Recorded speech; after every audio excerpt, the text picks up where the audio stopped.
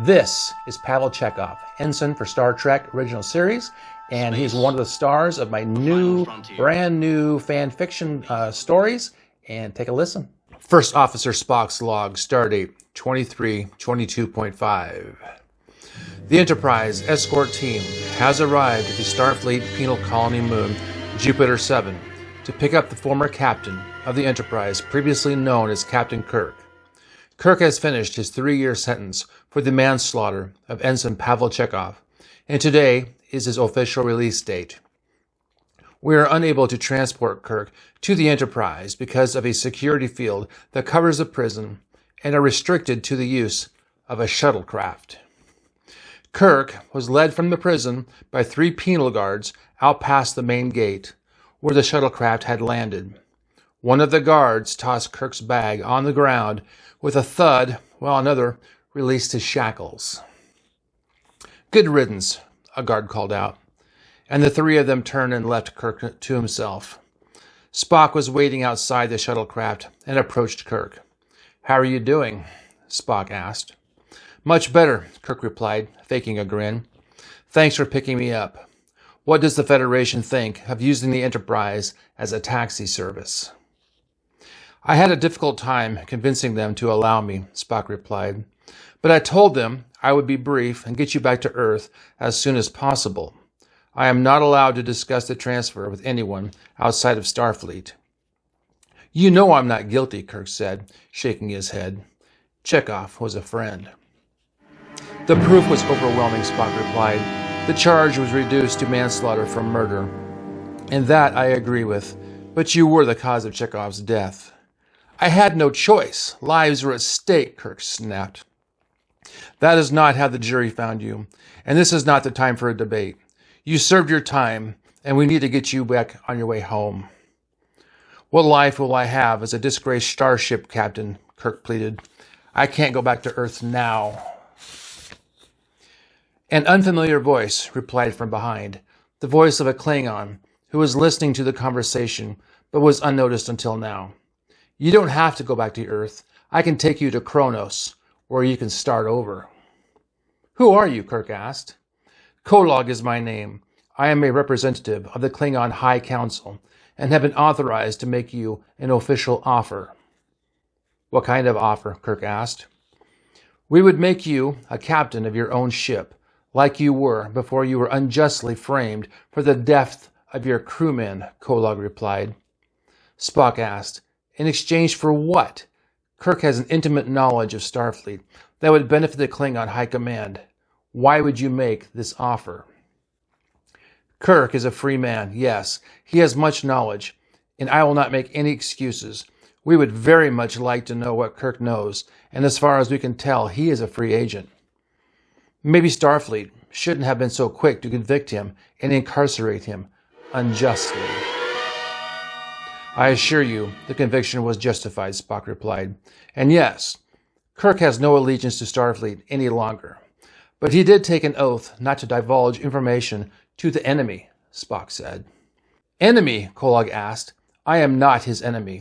I am the only one offering him a second chance. I am anything but his enemy." "You know exactly what I mean, and I will not mince words. You are the enemy of Starfleet. Anything he divulges to you would be considered treason," Spock said. "He would be under the protection of the Klingon Empire," Kolog stated. "He would be well protected. What do you say, Kirk?"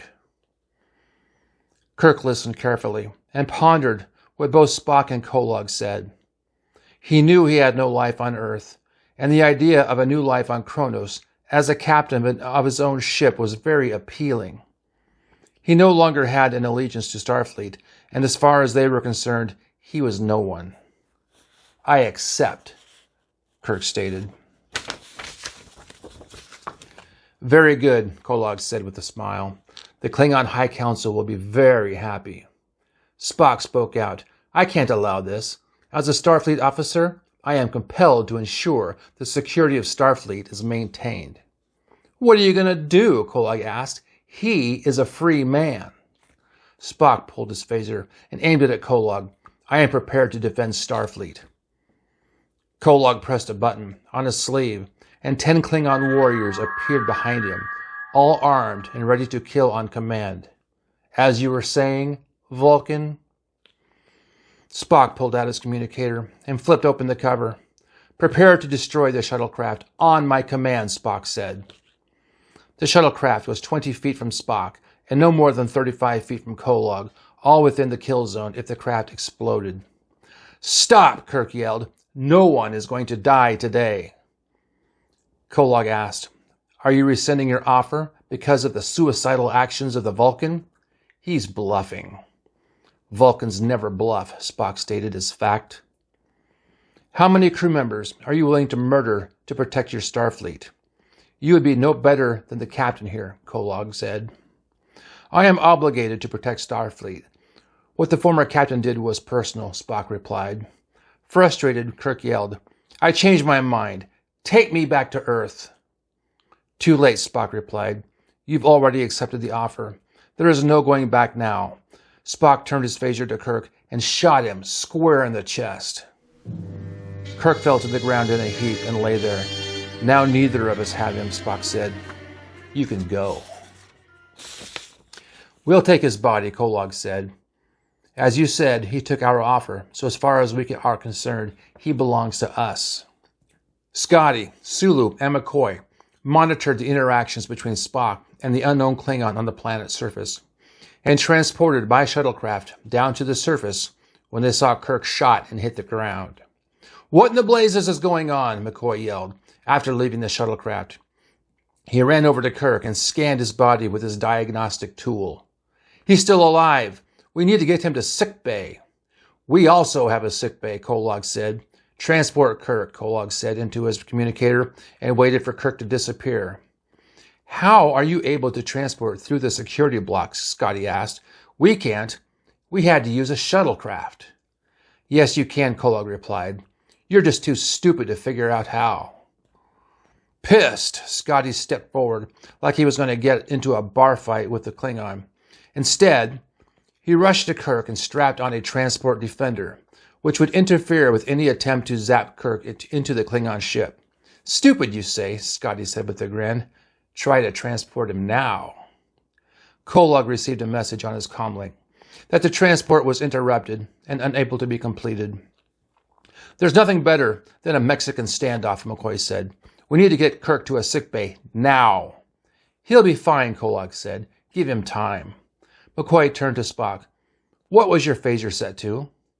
Stun, Spock replied. I thought you wanted to kill him, Kolob said. Did you have a change of heart? I didn't feel his death would accomplish anything, Spock replied. If you thought he was dead, you would leave, but obviously your plan did not work. Kirk came around, and McCoy helped him sit up, then stand. A bit woozy, Kirk regained his bearings. You shot me, Kirk snapped at Spock. I felt I had to. The situation at the time required me, Spock replied, if I were to save you from the Klingons. With a smug look, Kolob replied, You said he was a traitor. That is for Starfleet to sort out, Spock said. I feel you put him under duress. I simply made him an offer he couldn't refuse, Kolob replied. Kirk, Spock said, are you ready to leave?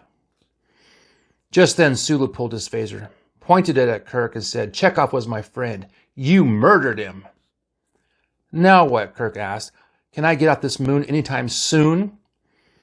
The charge was reduced to manslaughter, Spock corrected. There was no malice. The death was ruled an accident. I was there. I know what the captain did, Sulu replied. You were called as a witness, and the jury did not agree with you, Spock replied. You must live with the decision of the court. Must I? Sulu asked. Says who? You, Spock? Like I said, I was there, and I know what happened, and Kirk intentionally killed Chekov. You continue on this course, I will have no choice but to kill you, Ensign, Spock said. I am the one holding the phaser, not you, Sulu said, now pointing the phaser at Spock. With a flash of light, Sulu bounded back and fell to the ground. Chekov lowered his phaser and said, Go, Captain. Go back to the Enterprise. The offer will remain on the table until you decide that being captain is better than living in a one-room shack in Iowa, in disgrace. Chekov, Kirk yelled in shock. You're alive! The report of my death was greatly exaggerated, Chekov said, as he stepped around Kolog to face the Enterprise crew. Now what's going on? Kirk asked, as his jaw hit the ground. You're dead. Obviously not, Chekov replied. My replicant is. Do you mean a clone? Kirk asked. Close, Chekov replied, but good enough to pass the mortician. Why? Kirk asked. And now? To convince you to come with us, Chekov replied, to become one of the Klingon Empire. McCoy barked. Are you telling me you faked your death and have been living with the Klingons this whole time? Yes, Doctor. They made me a good offer, and I couldn't refuse, Chekov replied, and they provided my replicant. And you let Kirk rot in prison the whole time. What was the purpose of that? McCoy asked. We thought Captain Kirk spending time in prison would convince him to change sides, Chekov replied. And it did, for a while.